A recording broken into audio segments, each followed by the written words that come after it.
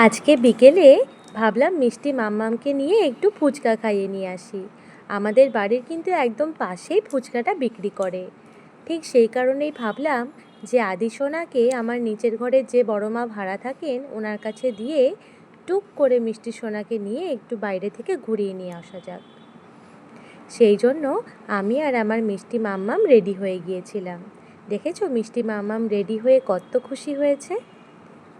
এখন যে পার্সটা দেখতে পাচ্ছ সেটা কিন্তু তোমাদের সঙ্গে আগে শেয়ার করা হয়ে ওঠেনি। আসলে আমার নিচের ঘরে যে বড় মা ভাড়া থাকেন ওনার যে ছেলে আছেন উনি সম্পর্কে আমার দাদা হন।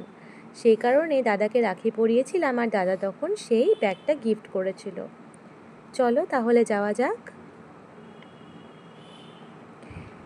এরপরে গুটি গুটি পায়ে আমরা পৌঁছে গিয়েছিলাম ফুচকার দোকানে।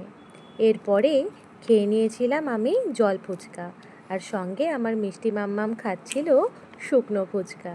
মিষ্টি মাম্মামও কিন্তু মিষ্টি মাম্মামের সঙ্গে ফুচকা খেতে যেতে ভীষণ ভালোবাসে।